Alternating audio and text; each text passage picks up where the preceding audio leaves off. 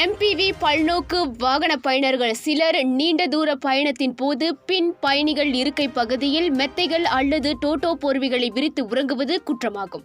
அதோடு அச்செயல் ஆபத்தையும் ஏற்படுத்தக்கூடும் என ஜேபிஜே சாலை போக்குவரத்து துறையின் தலைமை இயக்குநர் டாக்டர் ரோஸ்பியாகோஸ் தாஹா எச்சரிக்கை விடுத்துள்ளார். வாகனம் பயணிக்கும் போது ஓட்டுநர் உட்பட பயணிகள் அனைவரும் அவரவர் இருக்கையில் முறையாக அமர்ந்திருக்க வேண்டும். அதோடு 2009ஆம் ஆண்டு ஜனவரி தொடங்கி பின் இருக்கையில் அமர்ந்திருப்பவர்கள் சீட் பெல்ட் அல்லது பாதுகாப்பு பட்டையை அணியும் நடைமுறையும் அமலில் உள்ளது.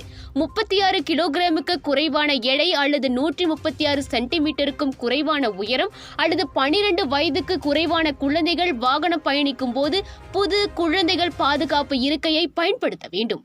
பாதுகாப்பை உறுதி செய்யவும் விபத்து ஏற்படும் போது மோசமான விளைவுகளை தவிர்க்கவும் அந்த விதிமுறைகள் பின்பற்றப்படுகின்றன. அதனால் வாகன ஓட்டிகளும் பயணிகளும் அதனை முழுமையாக பின்பற்ற வேண்டும் என ரோஸ்பியாகோஸ் வலியுறுத்தியுள்ளார்.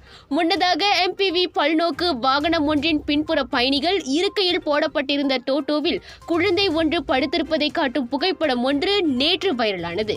அதனைத் தொடர்ந்து நம் நாட்டில் சாலை பாதுகாப்பு மீதான விழிப்புணர்வு இன்னும் குறைவாகவே இருப்பதாக ஹெஸ்ரி சம்சுரி எனும் எக்ஸ் சமூக ஊடக பயனர் ஒருவர் பதிவிட்டிருந்தார் என்பது குறிப்பிடத்தக்கது.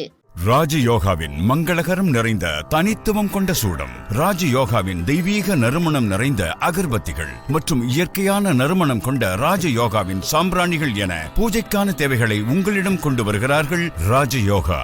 இது ஒரு சிம்லா மார்க்கெட்டிங்கின் தரமான வெளியீடு.